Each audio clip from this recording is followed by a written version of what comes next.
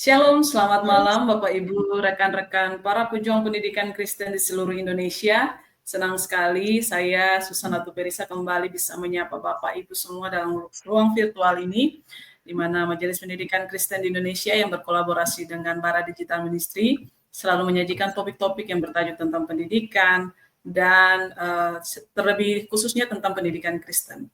Nah, malam hari ini kita akan membahas topik yang sangat relevan dan menarik untuk kita pelajari bersama-sama dan mungkin juga bisa kita diskusi bersama dengan narasumber kita pada malam hari ini. Nah, topik yang akan kita bahas yaitu tentang understanding generation.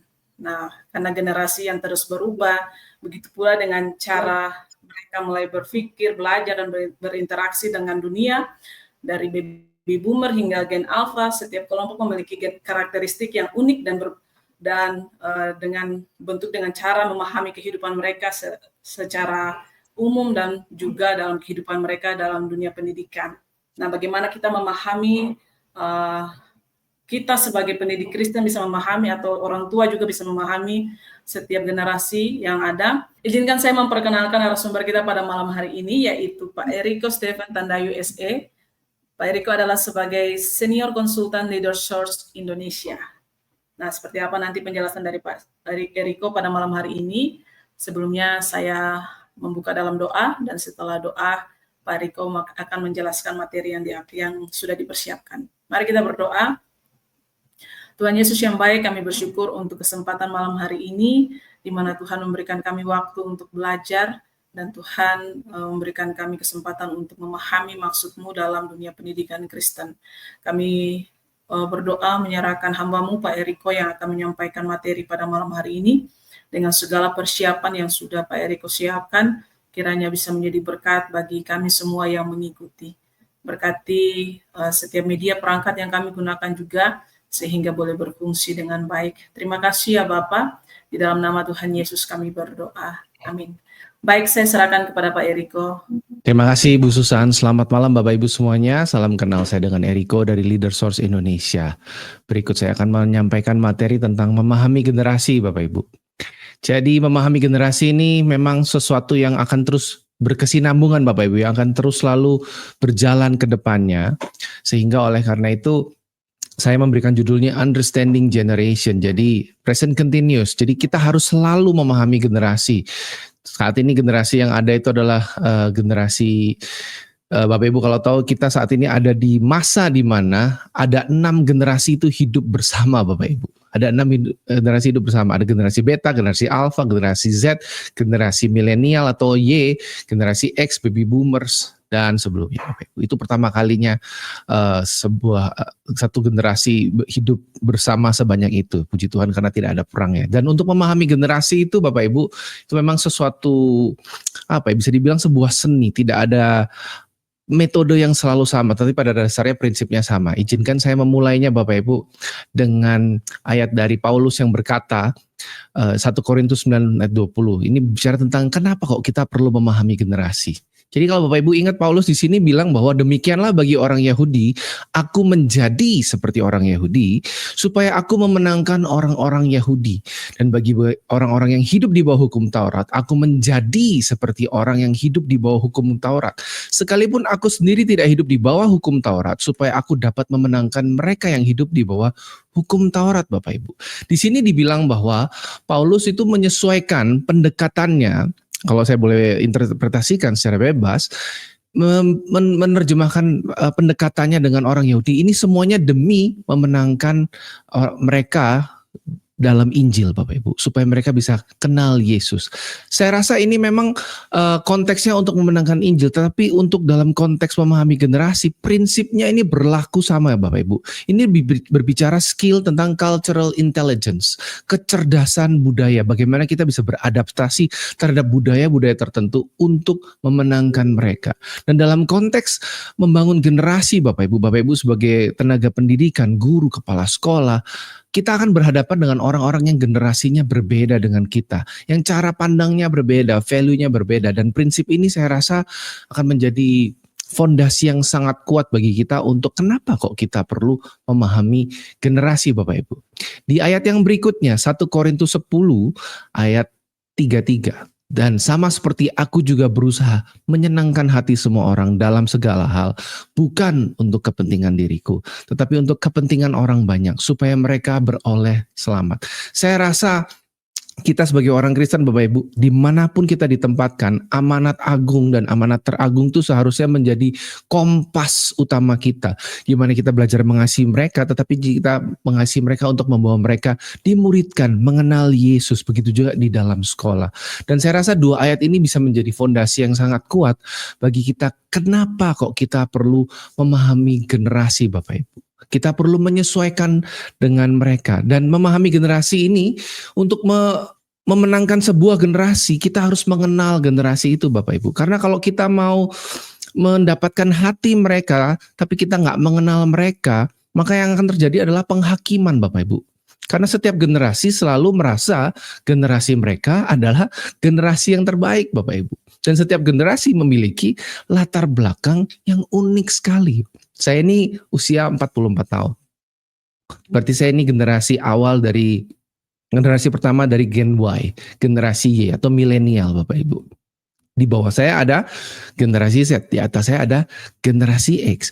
Kalau generasi saya, Bapak Ibu juga pasti ingat dulu yang kalau yang seumuran dengan saya atau satu generasi dengan saya, kita punya bahasa unik sendiri, Bapak Ibu. Kalau Bapak Ibu ingat dulu waktu mungkin 25 tahun yang lalu gitu, waktu SMA, kita mengenal bahasa-bahasa yang unik seperti sutra, ember, capek deh, yang mencoba untuk mengekspresikan bagaimana kita berkomunikasi satu sama lain. Dan bahasa anak sekarang, let's say generasi alpha, Bapak Ibu, mereka punya bahasa yang sendiri. Kayak Bapak Ibu kalau tahu skibidi, sigma, sas dan lain sebagainya, yang artinya kurang lebih sama, teman, cuma casingnya berbeda. Ini menunjukkan cara berpikir, Bapak Ibu. Ini menunjukkan budaya, bahasa menunjukkan budaya, dan ini penting untuk kita pelajari. Latar belakang yang berbeda lagi adalah jenis mainan, Bapak Ibu. Kenapa saya ambil jenis mainan? Karena mainan ini menunjukkan bagaimana cara kita memproses informasi. Bagaimana kita memproses sesuatu, bagaimana kita berpikir. Kalau zaman saya dulu, mainan awal itu mungkin masih robot-robotan, mobil-mobilan, mungkin sekarang juga masih ada. Tapi yang spesifik lagi adalah kelereng. Terus petak umpet gitu kan. Terus main kartu yang diterbangin, terus yang sisi mananya yang jadi yang menang gitu kan. Ada pati lele dan lain sebagainya, Bapak Ibu. Ada di generasi saya juga transisi antara permainan digital dan analog itu terjadi. Dulu ada konsol, Bapak Ibu, ada mungkin Bapak Ibu tahu Nintendo, Sega, PlayStation dan lain sebagainya. Kalau generasi sekarang udah taunya game di HP gitu kan, generasi Alpha dan generasi Z. Dan itu menunjukkan cara berpikir, Bapak Ibu. Kalau kita mungkin dulu nonton video VHS atau Betamax itu muternya, ngegulungnya pakai garpu, Bapak Ibu, atau kalau pensil, kalau pakai tape gitu ya, pensil diputer untuk itu menunjukkan bagaimana cara kita berpikir, memahami proses, kita menghargai proses. Generasi sekarang prosesnya lebih singkat mungkin karena semuanya serba digital, tinggal download, menunggu, dan sekarang kecepatan internet sangat kencang. Itu menunjukkan bagaimana proses berpikir, ketahanan terhadap tanda kutip penderitaan, ketahanan terhadap proses, toleransi terhadap prosesnya berapa lama. Itu menunjukkan cara berpikirnya juga. Dan juga cara berpikir generasi sekarang karena sifatnya udah crowdsourcing, jadi kalau ngerjain sesuatu itu nggak perlu kirim-kirim file Excel atau Office lagi, kita pakai Google Drive atau mungkin pakai Trello, pakai Monday untuk kita project management, kolaborasi, crowdsource bersama. Itu unik, Bapak Ibu ya. Teknologi saya tadi bilang juga bicara Google Drive. Terus kita sekarang udah bisa pakai Zoom, sekarang bisa pakai OBS, StreamYard, macam-macam, Bapak Ibu. Itu menunjukkan cara berpikir. Generasi sekarang fokus kepada solusi yang lebih mudah. Kalau bisa ada yang sulit, kenapa harus ada yang mudah?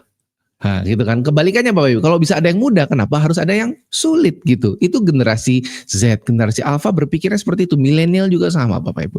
Generasi X, generasi baby boomers, teknologinya berbeda, Bapak Ibu. Teknologi boomers itu mungkin awalnya adalah TV atau mungkin radio, Bapak Ibu.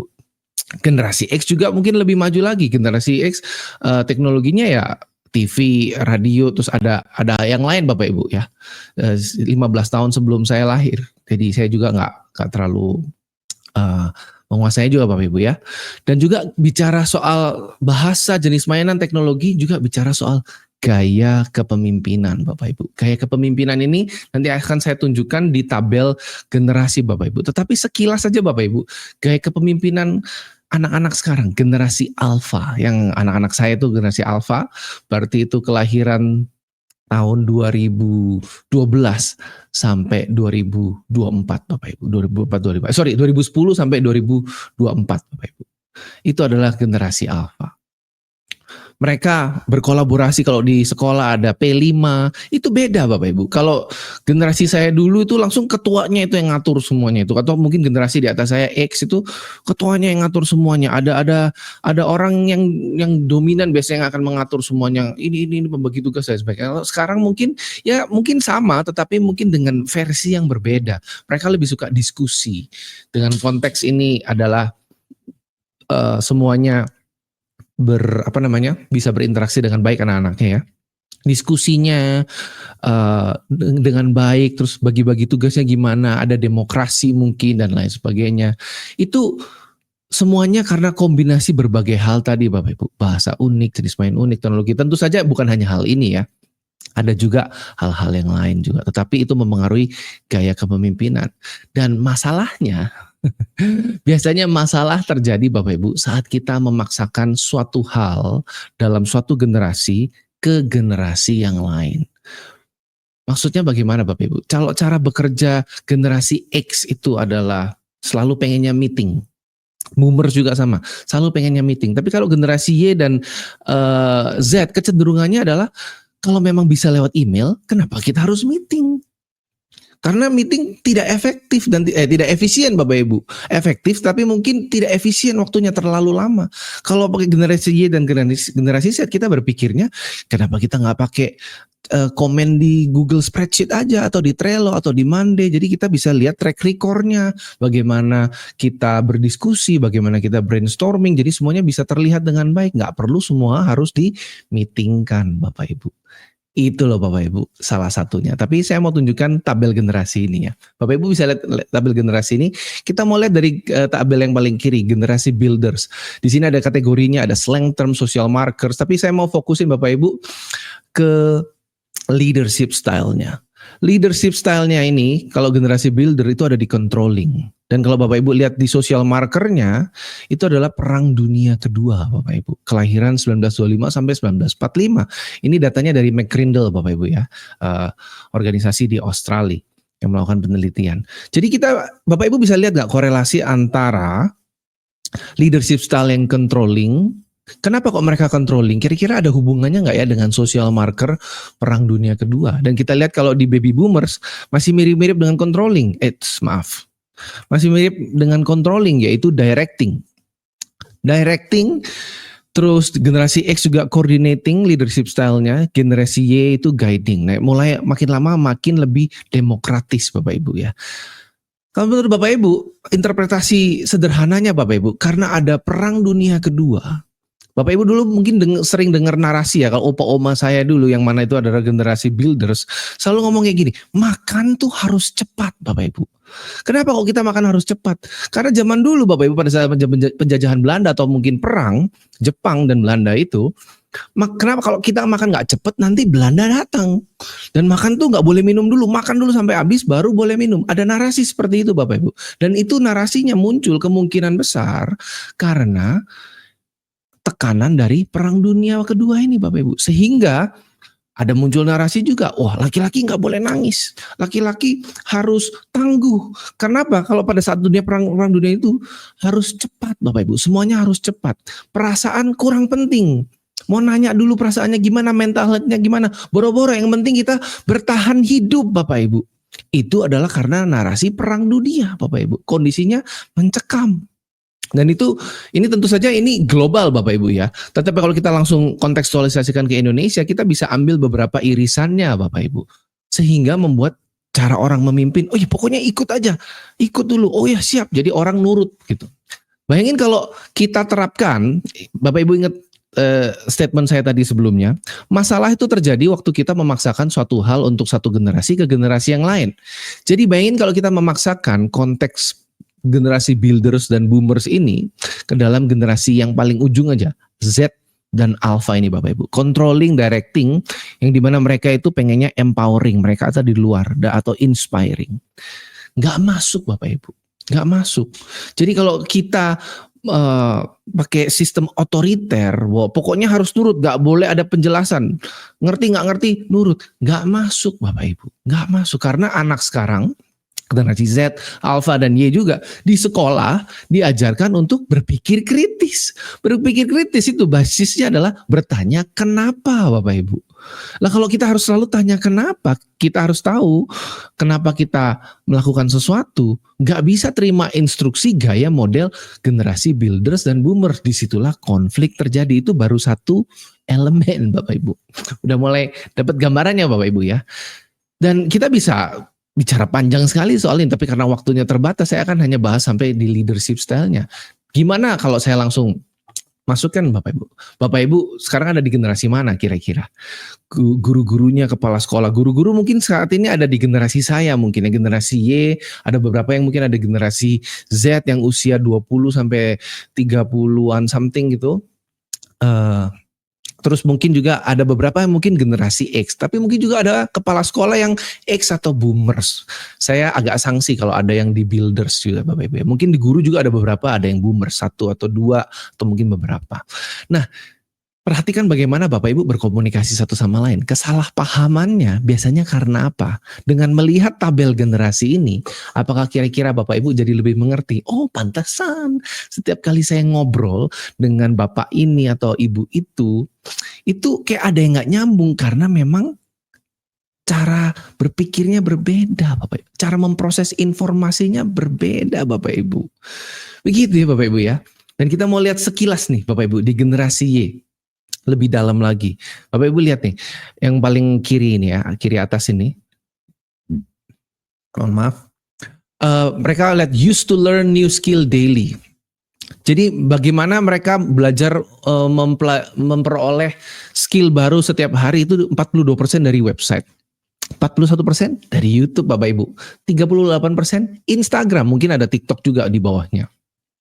Kata-kata yang digunakan untuk mendeskripsikan mereka yaitu independent 52%, generous, dependable, bisa diandalkan, independent. Bayangin kita ambil ini aja dulu Bapak Ibu, independent. Kita sebagai generasi boomers atau generasi X mencoba untuk memimpin generasi Y, mungkin guru-gurunya. Kalau murid-muridnya kan nggak mungkin generasi Y ya.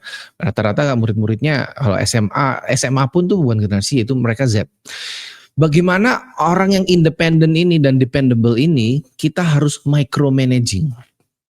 Semuanya harus laporan, dikit-dikit laporan. Gerah nggak Bapak Ibu generasi Y-nya? Nggak masuk. Akan ada tanda kutip pemberontakan. Karena tidak sesuai dengan natur mereka. Mereka sukanya independen Bapak Ibu.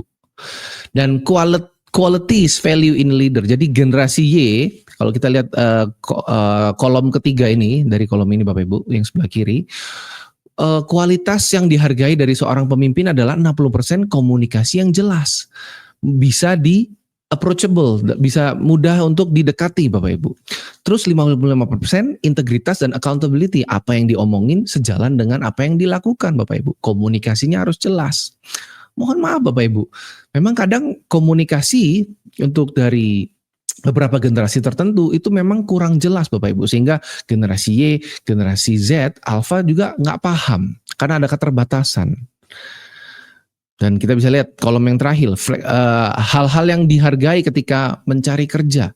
Flexible working hours, convenient location, accessible and approachable leadership. Jadi bicara tentang approachable leadership. Leaders yang bisa diajak ngobrol. Mungkin bukan sebagai teman, tetapi paling tidak bisa memahami POV-nya atau point of view perspektif dari generasi tersebut. Ini adalah bicara generasi Y Bapak Ibu. Kenapa saya fokusnya ke generasi Y, ke generasi yang lebih muda? Karena kita akan banyak berurusan dengan mereka Bapak Ibu. Dan kita harus selalu fokus ke generasi berikutnya Bapak Ibu. Bukan berarti saya nggak bermaksud untuk mengecilkan generasi yang sebelumnya Bapak Ibu. Tetapi kita harus selalu fokus ke generasi berikutnya. Kenapa? span hidup mereka jauh lebih panjang Bapak Ibu. Mereka itu adalah pemimpin generasi berikutnya Bapak Ibu. Generasi Z mirip-mirip, mereka belajarnya dari TikTok, kira di atas Bapak Ibu, Instagram, YouTube. Kata-kata yang dipakai untuk mendeskripsikan mereka independen, punya determinasi, kreatif. Benar Bapak Ibu. Gen Z itu kreatif sekali Bapak Ibu. Saya pernah ketemu dengan seorang freelancer TikTok Bapak Ibu. Usia 21 tahun. Kemana-mana tuh bawaannya kok satu koper besi segede gini gitu lah. Ukuran ya mungkin di bawahnya ukuran cabin size gitu ya. Itu adalah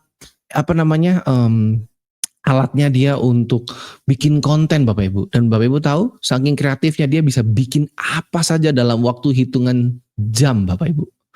Tarifnya juga nggak murah Bapak Ibu. Bisa belasan juta untuk satu kali project gitu kan. Itu baru umur 20 something Bapak Ibu, itu Gen Z ya. Luar biasa. Qualities value in a leaders, approachable, komunikasi yang jelas dan memiliki empati Bapak Ibu. Ini adalah Gen Z Bapak Ibu. Bagaimana dengan generasi Alpha? Generasi Alpha ini ada facts dari McCrindle juga. Mereka itu di tahun 2025 jumlahnya ada 2,2 miliar Bapak Ibu. 2,2 miliar. Kita bisa lihat di bagian kolom 8 ini, take in, take out. Take in itu adalah teknologi yang mereka terima, itu AirPods, Siri, Apple Watch, AI, 5G. Kalau kita dulu pertama kali saya Bapak Ibu Gen Y, HP pertama saya itu Nokia berapa? Saya lupa Nokia. Pakai provider tertentu itu belum ada 5G Bapak Ibu, yang ada 2G, SMS aja belum bisa waktu itu. Connect internet kagak ngerti waktu itu connect internet apa Bapak Ibu. Dan buat mereka Gen Alpha, take out itu adalah teknologi yang udah out of date. Nokia 1100, telepon kabel, pager, DVD. Aduh, saya udah lama gak lihat DVD. CD Bapak Ibu. Sekarang kan kalau kita beli hardware apapun ya, beli laptop, beli printer, nggak ada CD-nya Bapak Ibu. Kita download langsung softwarenya. Gitu kan.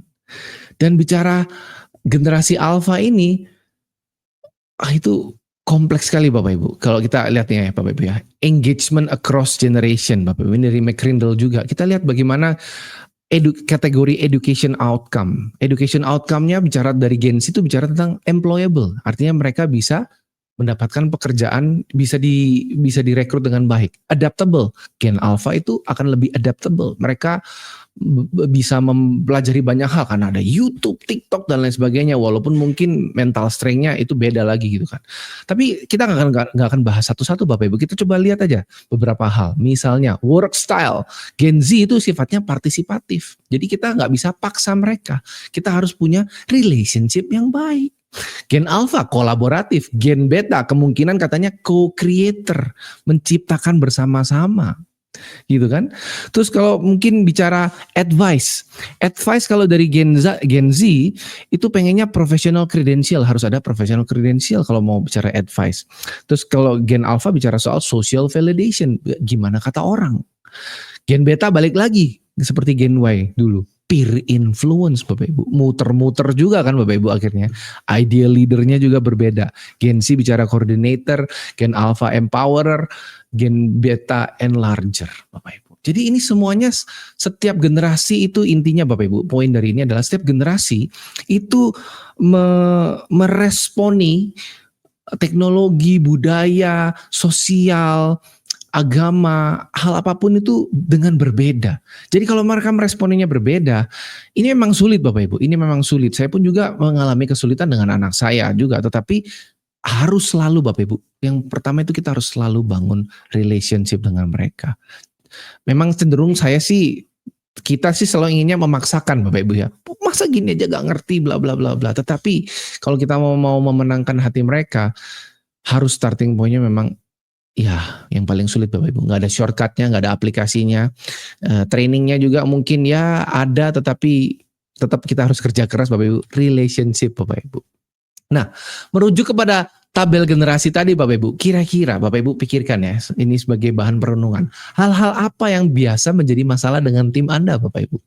Apakah masalah komunikasi karena leadershipnya kita stylenya gaya commander Bapak Ibu, gaya komandan gitu kan, itu gaya perang dunia kedua, gaya generasi boomers gitu kan.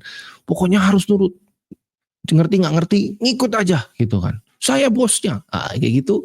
Apakah seperti itu atau kita gayanya komunikasinya biasanya kurang jelas sehingga ada banyak pertanyaan.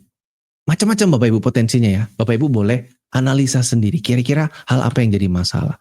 Lalu biasanya dengan generasi mana yang biasanya Anda memiliki masalah Bapak Ibu? Kalau kita merujuk kepada tabel generasi. Biasanya ya paling umum adalah kita punya masalah dengan generasi di atas atau dengan di bawah.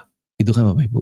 Kalau generasinya sama biasanya kemungkinan Bapak Ibu. Kemungkinan besar kita masalahnya lebih sedikit. Atau mungkin ya kalau tidak ada sih kayaknya nggak mungkin ya. Ada tetapi mungkin nggak terlalu signifikan. Lalu yang perenungan berikutnya Bapak Ibu, merujuk pada tabel generasi tadi, kira-kira solusi apa Bapak Ibu yang bisa diterapkan dengan tim Anda? Solusinya bagaimana Bapak Ibu? Untuk kita bisa bekerja, berkolaborasi dengan baik, fokus pada visi yang Tuhan sudah berikan kepada sekolah masing-masing, sehingga guru dengan guru bisa bekerja sama dengan baik yang beda generasi, guru dengan kepala sekolah juga bisa, dengan yayasan, tetapi guru dengan murid juga baik, dan juga murid dengan kepala sekolah, yayasan, semuanya bersinergi, beririsan dengan harmonis Bapak Ibu. Kira-kira bagaimana ya? Ini saya ambil dari bilangan Research Center Bapak Ibu, dari ekspresi generasi Z yang versi singkat ya. Ini generasi Z berkata bahwa ini topiknya Tuhan dan dinamika kehidupan. Yang paling sering membuat mereka tertekan dan khawatir atau takut adalah bicara soal masa depan. 37,5%. Berikutnya, Tuhan meninggalkan saya. Dampak dari kesalahan yang saya lakukan. Ini menunjukkan bagaimana mereka, apa yang mereka pikirkan, apa yang mereka khawatirkan, apa yang mereka hargai, apa yang mereka value Bapak Ibu. Jadi kayak contoh, relasi dengan orang tua, mungkin mereka khawatir atau takut, ya ada tapi sedikit Bapak Ibu. Kenapa? Ada kemungkinan karena kondisi udah damai, nggak ada perang, ekonomi ya kita sekarang lagi bergejolak, tetapi biasanya orang tuanya Gen Z itu adalah milenial, itu mereka karena milenial lebih banyak belajar, tahu cara parenting yang baik sehingga itu nggak terlalu jadi kekhawatiran. Tapi mungkin bicara masa depan karena kondisinya mereka nggak ngerti dengan the rise of AI, bagaimana mereka akan dapat pekerjaan atau tidak. Tentang iman tuh ternyata cukup besar, berarti ada kemungkinan mereka nggak dapetin jawaban juga mungkin di gereja atau di komunitas. Sehingga ini bisa jadi concernnya kita, bagaimana kita bisa mulai masuk bangun relasi dengan mereka Bapak Ibu. Mungkin ngobrolin tentang Tuhan, gitu kan, dari sisi ini tanya dulu tentang Tuhan bagaimana. Ini bisa menjadi amunisi kita Bapak Ibu, menjadi amunisi konteks kita untuk melakukan pendekatan terhadap generasi Z misalnya. Lalu ada 3 hal utama yang membuat aku malas atau enggan datang ke gereja. Generasi Z malas ke gereja biasanya kenapa? 29,4% bilang sikap orang dewasa yang menghakimi saya sesuai pandangan mereka. Ini sejalan nggak Bapak Ibu sama yang saya bilang tadi? Masalah terjadi ketika kita menggunakan sesuatu hal yang ada di generasi kita, memaksakan yang ada di generasi kita, dipaksakan ke generasi yang ada di bawah kita Bapak Ibu. Jadi kita nggak bisa menilai mereka dengan cara pandang generasi kita. Karena nanti mereka akan menutup diri Bapak Ibu. Kalau mereka menutup diri, kita akan kehilangan generasi ini. Ya gimana kalau kita kehilangan generasi ini Bapak Ibu? Bapak Ibu mungkin udah tahu jawabannya. Gak punya teman akrab di gereja, 28,9%. Karena kenapa kok gak punya teman akrab di gereja? Ada kemungkinan Gen Z social skillnya itu berkurang karena banyak gadget Bapak Ibu. Dengan keterbiasa di gadget, mereka lebih berani ngomong kalau ada di digital. Lebih berani Bapak Ibu kalau lihat keyboard warrior komen-komen di section di news, itu kan rata-rata akun palsu semua. Ngomongnya kan tuh tajam Bapak Ibu kalau di komen in social media itu.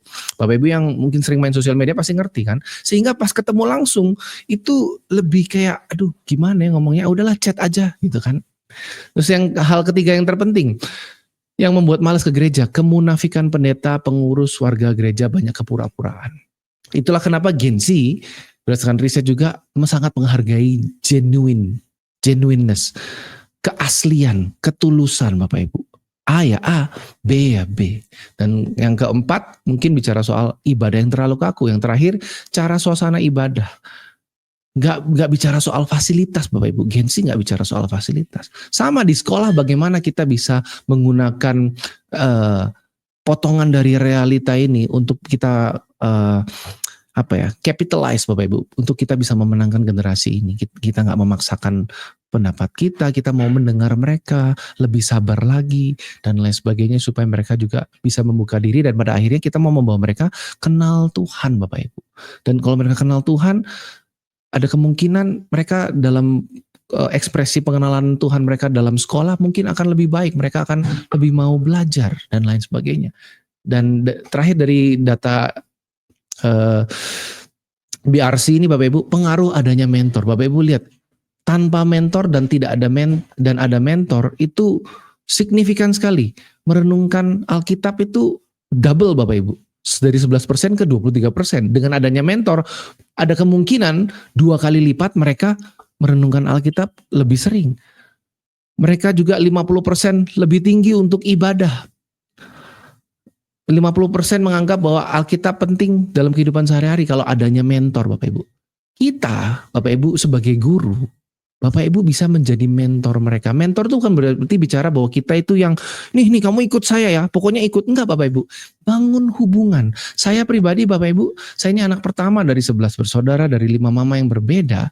Kalau nggak ada mentor Bapak Ibu, gak bisa hidup saya bisa seperti ini Bapak Ibu. Mungkin saya udah hancur Bapak Ibu. Hidup saya udah hancur, gak tahu keluarga kayak gimana Bapak Ibu. Dengan adanya mentor saya sangat bersyukur Bapak Ibu. Apalagi Bapak Ibu juga. Bapak Ibu juga bisa menjadi mentor yang Bapak Ibu tidak pernah miliki. Mungkin Bapak Ibu dulu gak pernah di mentor, tapi Bapak Ibu bisa belajar menjadi seorang mentor yang baik. Nanti di akhir pelajaran ini saya memberikan tugas bacaan surat dari pemimpin muda. Saya harap Bapak Ibu itu baca suratnya, hanya 10 halaman saja. Tolong dibacanya pelan-pelan, jangan dibaca cepat-cepat Bapak Ibu, diresapi. Lalu kira-kira bagaimana Bapak Ibu mengkorelasikannya dengan dengan tabel generasi ini, dengan cara pendekatan Bapak Ibu terhadap generasi ini, gitu ya. Saya mau memberikan penekanan Bapak Ibu di 1 Korintus 9 ayat 20 yang tadi kita baca di awal. Demikianlah bagi generasi Z, aku menjadi seperti generasi Z supaya aku memenangkan generasi Z Bapak Ibu. Bapak Ibu bisa ganti itu. Kalau Bapak Ibu generasi X mau memenangkan generasi Y, mungkin staf guru-gurunya, bagi generasi Y, aku menjadi seperti generasi Y supaya aku memenangkan generasi Y. Artinya gimana Bapak Ibu? Ya kita perlu menenggelamkan diri kita dalam konteks generasi yang ingin kita jangkau, yang kita pimpin Bapak Ibu. Kalau enggak, mustahil. Lah Paulus saja Bapak Ibu menyangkal dirinya sedemikian rupa demi Injil untuk bisa memenangkan orang-orang Yahudi, orang-orang Samaria. Karena memang dia dipanggil untuk memenangkan orang-orang di luar Yahudi Bapak Ibu. Bagaimana dengan kita? Apa kita mau hanya sampai batas formalitas saja? Kalau itu yang Bapak Ibu inginkan ya kita siap-siap kehilangan generasi. Formalitaslah yang kita akan dapatkan. Gak bisa Bapak Ibu. Kita harus jangkau generasi ini. Mulai dari guru-gurunya, mungkin mulai dari murid-muridnya, sesama guru juga bagaimana kita menjangkau ke atas juga. Bagi generasi X aku menjadi seperti generasi X. Gitu Bapak Ibu. Dan prinsip-prinsip sederhana Bapak Ibu dalam memahami generasi dan membangun generasi ini, ya yang pertama seperti yang saya sudah sampaikan kepada Bapak Ibu, data-data tadi, gunakan data-data yang ada untuk mempelajari ciri-ciri mereka. Tadi saya dapatnya dari McCrindle, ada bilangan Research Centers. Bapak Ibu bisa dapat juga banyak dari We Are Social, dari Millennial Research, dari IDN Times, dari APJII, macam-macam Bapak Ibu. Behaviornya, karena behaviornya generasi Y, Z, Alpha ini rata-rata mostly sekarang di dunia internet Bapak Ibu. Setelah Bapak Ibu pelajari, dikenali dan dipahami Bapak Ibu. Supaya Bapak Ibu tahu cara untuk pendekatan dengan mereka. Sebelum pendekatan, Bapak Ibu perlu bangun hubungan dengan mereka. Bangun hubungan itu sesimpel apa Bapak Ibu? Ngobrol, makan bakso bareng, atau makan cireng bareng Bapak Ibu, atau apapun lah snack di daerah Bapak Ibu masing-masing ya. Saya ada di Bandung, jadi snack saya batagor, cireng gitu Bapak Ibu, bakmi. Ya mungkin nggak akan jauh-jauh Bapak Ibu. Tergantung budget saja, sesuaikan. Tapi ya nggak harus setiap hari juga Bapak Ibu. Tapi ya bisa santai sambil nonton ada anak-anak main basket di sekolah atau di kantin, ngobrol bareng, diperhatikan dengan tulus, bukan untuk supaya kita ada sebagai bahan pencapaian mereka. Jangan jadikan mereka sebagai bahan pencapaian kita, Bapak Ibu. Dan setelah kita bangun hubungan dekat berdasarkan ciri-ciri mereka tadi yang kita lewat data, kita klarifikasi lewat bagaimana kita mengenal mereka di lapangan, kita sesuaikan cara kita untuk membangun hubungan dengan mereka. Tujuan akhirnya adalah ya kita mau membangun mereka. Kita membawa mereka untuk kenal Tuhan lewat pelajaran-pelajaran di sekolah, lewat firman Tuhan, lewat hidup kita, Bapak Ibu. Itu Bapak Ibu. Prinsip, kalau saya bisa concise ya, saya bisa rangkum prinsip-prinsip memahami generasi, Bapak Ibu. Nah, saya mau kasih Bapak Ibu PR. Saya mau kasih Bapak Ibu PR, saya nggak tahu Bapak Ibu usia berapa, tapi saya ambil yang generasi Z saja. Studi kasus Bapak Ibu. Katakanlah ada seorang namanya Chris, seorang guru muda 22 tahun, potensinya tinggi, tapi mengalami kesulitan tentang rendah diri, malu untuk berpendapat karena mungkin orang tuanya itu bercerai, jadi keluarga disfungsional. Jadi kira-kira apa yang terjadi dalam keluarganya itu menyebabkan dia rendah diri, malu dan berpendapat. Dan Bapak Ibu adalah pemimpin dari organisasi pendidikan. Dalam arti pemimpin ini saya nggak bicara soal, kalau Bapak Ibu dengerin sesi What is Leadership sebelumnya, pemimpin ini nggak bicara soal posisi Bapak Ibu ya, tetapi bagaimana kita bisa membawa orang-orang ikut dalam pergerakan. Dalam konteks Bapak Ibu adalah pergerakan di sekolah. Bapak Ibu adalah rekan kerjanya, pemimpinnya, yang punya hati untuk membangun bangsa lewat generasi muda. Kira-kira hal apa yang Bapak Ibu akan lakukan untuk Chris dan bersama Chris berdasarkan prinsip-prinsip sederhana yang tadi saya sudah sampaikan. Kenali mereka, pahami, lalu bangun hubungan, dan cari cara, Bapak Ibu. 4 prinsip tadi Bapak Ibu, bagaimana Bapak Ibu akan menerapkan ini. Karena kalau saya berikan tips-tips bisa Bapak Ibu, tetapi akan jauh lebih berdampak kalau Bapak Ibu menggunakan prinsip yang saya berikan tadi dalam studi kasus ini. Silakan Bapak Ibu ya. Jadi ini bukan PR yang perlu dikumpulkan, jadi Bapak Ibu nggak usah DM saya. Tapi kalau mau DM pun ya nggak masalah, di Instagram ada, saya senang sih kalau bisa diskusi. Jadi boleh di screenshot atau di pause Bapak Ibu ya. Terus saya kan tadi juga memberikan Bapak Ibu dokumen ya untuk dibaca. Mungkin nanti nggak tahu dari MPK memberikannya ada di link atau di QR code-nya. Pelajaran apa yang Bapak Ibu pelajari dari surat dari pemimpin muda terkait memahami generasi. Ini suratnya 10 halaman Bapak Ibu, dan ini bagus sekali. Ini isi suratnya itu ada banyak golden nuggets-nya Bapak Ibu. Ada banyak sekali dagingnya yang kita bisa ambil tentang prinsip untuk memahami generasi Bapak Ibu. Itu saja dari saya. Selesai. Semoga ini bisa membantu. Apakah ada pertanyaan? Saya kembalikan ke Bu Susan. Terima kasih. Ya, baik. Terima kasih Pak Eriko untuk pemaparan materinya pada malam hari ini. Wah, luar biasa kita memahami generasi per generasi ya, dari pembelajaran yang Pak Eriko sampaikan pada ini. Saya langsung saja kepada pertanyaan yang sudah masuk Pak. Saya ingin membacakan yang pertama tentang bagaimana sih Pak sekolah dalam meningkatkan kapasitas guru supaya dapat mengajar sesuai kebutuhan generasi saat ini Pak. Iya, ini pertanyaannya gampang-gampang susah Bu. Strategi sekolah dalam meningkatkan kapasitas guru. Berarti kalau kita bicara kapasitas Bu, itu bicara soal ada 2 hal tarikannya. Visi sekolah apa, lalu bagaimana modal yang kita miliki. Dalam arti modal ini adalah guru-guru, staf yang kita miliki kan adalah aset ya. Seharusnya kita berpikirnya seperti itu. Kira-kira guru-gurunya ini mapping kekuatannya ada di mana Bu? Jadi kita harus mapping mereka dulu. Untuk kita mengembangkan kapasitas seseorang, kita harus kenal dulu. Jadi kita nggak bisa berasumsi kita kenal lalu oke, kayaknya training ini cocok buat kamu. Padahal training ini tidak sesuai dengan strength-nya dia, tidak sesuai dengan kapasitasnya dia. Seringkali kan training ada dipaksakan seperti itu kan ya. Jadi saran saya sih kalau untuk mau mengembangkan kapasitas guru, kita harus mengenal dulu gurunya, dites dulu Bapak Ibu. Mungkin kalau bisa MBTI test atau di SCTS atau apapun tes yang mungkin yang kalau bisa cari yang gratisan dulu, tapi kalau ada budget ya boleh ada budget yang untuk bisa memahami natur guru ini strength di mana. Karena Bapak Ibu kalau kita paham teori ini, strength ini kita mengembangkan strength itu akan jauh lebih mudah mengembangkan seseorang yang memang sudah kuat dalam hal tertentu daripada mengajarkan mereka hal yang mereka mungkin bahasanya nilainya mungkin C atau B. Akan mudah mengembangkan A-nya seseorang daripada mengembangkan B-nya seseorang. Berarti mungkin tadi saya ngomongnya 2 Bu ya, tapi saya tambahin 3. Jadi visi sekolah apa, peta kekuatan stafnya bagaimana, lalu kebutuhan generasinya apa. Berarti kalau kita mau tahu kebutuhan generasi ini, kita juga harus punya datanya kan, realitanya. Saya rasa mungkin kita bersyukur dengan Bilangan Research Center kita bisa mendapatkan banyak sekali data-data yang membuka mata kita sehingga kita bisa paling tidak kita nggak berasumsi terlalu jauh begitu. Mungkin itu jawabannya Bu. Oke, baik Pak Erika, terima kasih untuk jawabannya. Saya lanjut ke pertanyaan yang berikut Pak. Ini tentang generasi Z. Oke, sebenarnya minta maaf karena generasi Z ini dengar-dengarnya gitu ya Pak.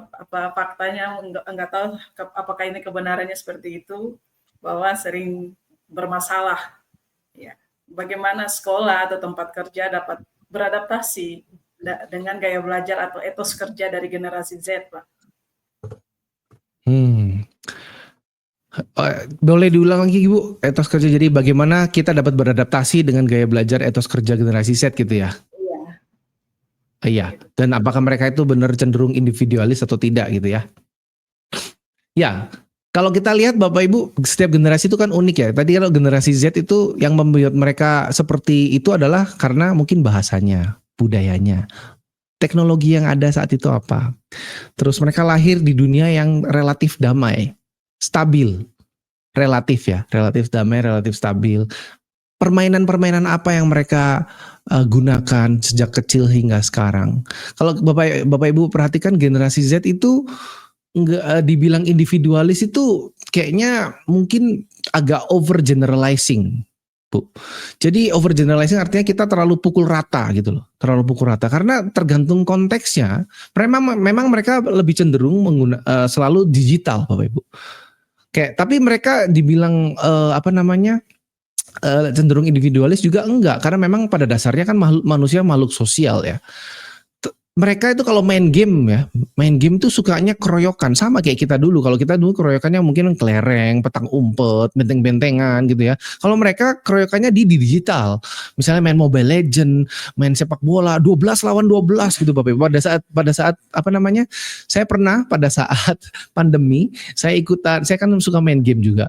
Main game sepak bola, ikutan liga online nasional 11 lawan 11 Bu. Itu bareng sama generasi Z yang lebih muda dari saya. Seru gitu mainnya pakai headset, oper ke sini, tendang ke sana. Jadi kalau dibilang cenderung individualis tidak, tapi mereka memang lebih independen. Nah, itu mungkin lebih tepatnya. Mereka lebih independen, mereka nggak selalu dalam konteks-konteks tertentu mereka lebih senang sendiri karena mereka lebih mengenal dirinya sendiri, paham kan ada banyak informasi ya di internet, mereka paham oh ya aku ini introvert, ENTJ. Kalau introvert kan dapat energinya adalah dengan sendiri. Jadi mungkin yang statement generasi Z itu individualis, mungkin pada saat itu kita kena exposure atau berkali-kali kita dapat exposure orang yang INTJ Bu. Sebenarnya kalau kita ketemu yang Gen X juga ada yang seperti itu, tapi karena mereka mungkin Gen X itu dan Gen Boomers itu cenderung untuk tidak kurang peka terhadap perasaan mereka sendiri, jadi mereka mungkin mengabaikan panggilan untuk menyendiri itu. Dan bagaimana sekolah dan tempat kerja dapat beradaptasi dengan gaya belajar? Lagi-lagi kalau kita mau beradaptasi ya seperti Paulus tadi Bu. Bagi generasi Z, aku menjadi seperti generasi Z. Jadi supaya kita menjadi seperti generasi Z bukan berarti ya gaya bajunya kita harus ngikut, bahasa ngomongnya nanti mereka jadi ilfil juga gitu kan. Apaan sih? Ya mungkin yang mengenal dulu Bu. Kita pelajari konteksnya apa. Mereka mainnya main apa sih? Kenapa kok mereka suka main kayak gini? Jadi kayak saya tahu anak saya suka mainnya apa, bacanya apa. Saya berusaha sama istri untuk memahami permainan bacaan mereka. minimal untuk bisa kalau ngobrol tuh nyambung gitu. Dan habis itu ya disesuaikan dengan tujuan. Kalau dalam konteks sekolah ya gaya belajar etos kerja kita sesuaikan. Kalau Gen Z sukanya yang efisien, Bapak Ibu. Kalau bisa kita email atau spreadsheet atau chat, ngapain meeting kayak gitu kan? Contohnya salah satunya. Iya, jadi meeting itu memang relatif membuang waktu kalau memang kita nggak tahu apa yang kita omongin gitu kan. Kalau mau meeting mungkin kita udah siapkan semuanya, dokumen udah disiapkan, jadi semuanya tinggal laporan cepet tek pada meeting selesai.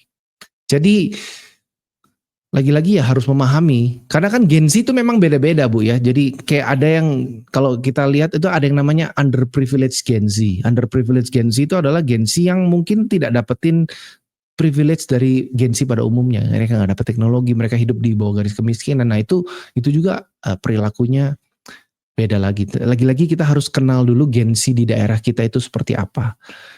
Jangan artinya data dari BRC, McGrindle tadi itu kita telan mentah-mentah. Enggak, kita harus kontraskan dengan kenyataan di lapangan, Bu. Sehingga nanti kita lihat, oh ternyata kayak gini tuh aslinya. Oke, kita dokumentasikan, catat, lalu gimana kita mau actionnya. Gitu, Bu. Baik, terima kasih Pak Eriko untuk jawabannya. Harapannya generasi-generasi sebelum Gen Z bisa mengerti ya. Supaya tidak bentrok. Terima kasih Pak Eriko. Jawaban Pak Eriko yang terakhir menjadi pertanyaan terakhir juga. Dan akhir dari sesi ini saya persilakan Pak Eriko untuk menyampaikan closing statement dan juga ditutup dalam doa. Iya, jadi kalau buat saya closing statement-nya adalah Bapak Ibu, ya kita harus bangun hubungan dengan generasi-generasi di bawah kita, Bapak Ibu juga dengan generasi di atas. Bagaimana membangun hubungannya supaya lebih efektif, ya kita harus pelajari ciri-cirinya, karakteristiknya. Tapi mungkin kalau kita nggak punya akses untuk data, yang mana mungkin unlikely ya, data ada banyak, ya minimal kita bangun hubungan, kenali mereka, konteksnya mereka. Kenal itu kan nggak bisa sebentar ya, nggak bisa 1-2 bulan, kadang bisa setengah tahun, 1 tahun. Jadi ya nggak bisa minta cepet-cepet Bapak Ibu, perlu proses. Mungkin itu dari saya. Oke, kita tutup dalam doa Bu ya. Tuhan Yesus, terima kasih Tuhan buat waktu malam ini, bersyukur untuk teknologi yang ada, fasilitas yang ada, kami masih bisa berkumpul bersama, berfellowship, belajar tanpa ada tekanan Tuhan.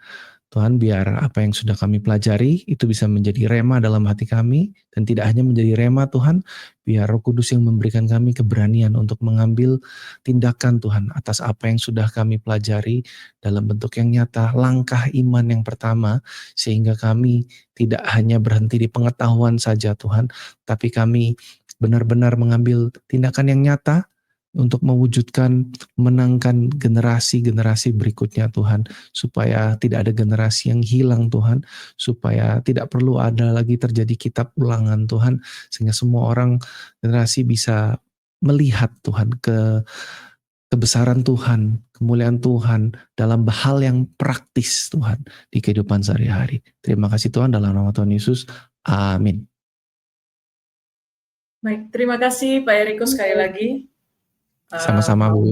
Kita diberkati luar biasa, dan jangan lupa Bapak Ibu, rekan-rekan untuk bisa di-share kepada teman-teman atau rekan-rekan Bapak Ibu yang lainnya, supaya banyak orang juga diberkati melalui tayangan live streaming pada malam hari ini. Dan Pak Eriko, mungkin masih ada kesempatan berikut-berikutnya untuk menyampaikan materi lagi. Mohon tidak bosan-bosannya. Dengan senang hati, jadi berkat buat kami semua. Tuhan memberkati Bapak dalam setiap tugas, tanggung jawab, dan pelayanan, juga keluarga. Tuhan berkati. Dan kita jumpa lagi minggu depan dengan topik dan narasumber yang berbeda. Selamat malam, Tuhan Yesus memberkati kita semua. Tuhan Yesus memberkati.